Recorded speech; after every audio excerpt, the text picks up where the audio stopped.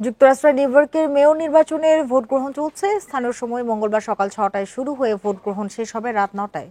এ নিয়ে আলোচনা করতে নিউ ইয়র্ক থেকে আমাদের সাথে যোগ দিয়েছেন সহকর্মী এস এম সোলাইমান।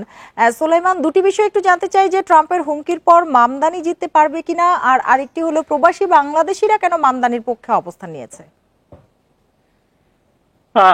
আমি এখন দাঁড়িয়ে রয়েছে, আপনি দেখছেন যে আমার পিছনে যে ভোট কেন্দ্র টমাস এডিসন হাই স্কুল মাঠ, সেটি হচ্ছে বাংলাদেশে অধ্যুষিত জ্যামাইকার একটি বড় ভোট কেন্দ্র।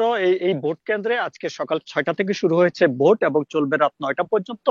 এবং বাংলাদেশিরা আসলে দলে দলে আসছেন ভোট দিতে। এবং বাংলাদেশ যেমনটা বলছেন যে আসলে বাংলাদেশে এখানে প্রায় 5 লাখের বেশি বাংলাদেশি নিউ ইয়র্ক সিটিতে বসবাস করে।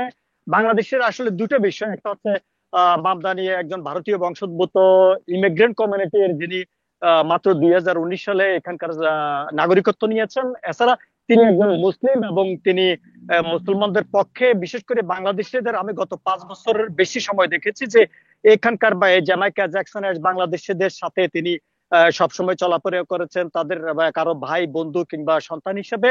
এবং আমি কিছুক্ষণ আগে কথা বলেছি, এখানকার যে তরুণ সমাজ, বাংলাদেশে যে এখানে জন্ম নেওয়া যে তরুণ সমাজ, তারা প্রায় 50,000 মতো তরুণ সমাজ ভলেন্টিয়ার হিসেবে কাজ করছে মামদানির জন্য। এবং মামদানি আসলে 34 বছর বয়স্ক একজন তরুণ যুবক। এবং তার বিপরীতে অ্যান্ড্রু কুমু, তিনি 67 বছর বয়সী, তাই ডাবলের বেশি বয়স অ্যান্ড্রু কুমার। এবং কার্টিস সিলা, যিনি রিপাবলিকান প্রার্থী, তিনি তার বয়স 71 বছর। আসলে এখন তরুণরা যে জোয়ার এসেছে, সেজন্য আসলে মামদানির পক্ষেই সবাই নেমেছে। আরেকটা বিষয় আপনাকে জানিয়ে রাখি, এখন থেকে 12 ঘন্টা আগে অর্থাৎ গত রাতে আমেরিকার প্রেসিডেন্ট এই প্রথম আসলে কোনো নিউ ইয়র্ক সিটির মতো একটি স্থানীয় নির্বাচনের মেয়র পদের জন্য সরাসরি হস্তক্ষেপ করেছেন। এবং তিনি তার ট্রুথ সোশ্যালে তিনি এন্ডোর্স করেছেন অ্যান্ড্রু কুমুকে, এবং তিনি আহ্বান জানিয়েছেন অ্যান্ড্রু কুমুকে ভোট দেওয়ার জন্য। এবং তিনি বলছেন মামদানি একজন ছোট্ট একজন অনভিজ্ঞ, নিউ ইয়র্ক সিটি চালাবার মতো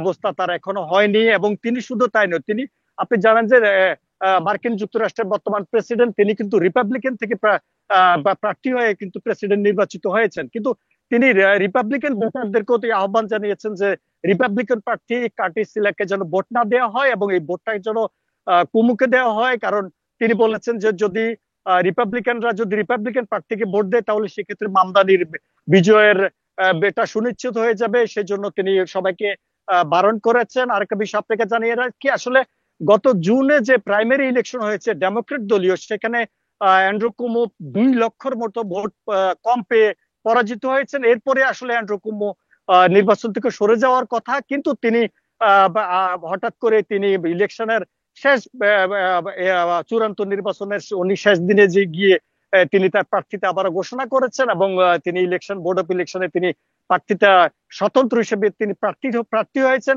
সেক্ষেত্রে আসলে দুজনে আসলে ডেমোক্রেট দলীয় দলের লোক, একজন মামদানি, একজন অ্যান্ড্রু কুমো। সোলাইমান, নিউ ইয়র্কে মেয়র নির্বাচন নিয়ে কথা হচ্ছিল সহকর্মী এস এম সোলাইমানের সাথে।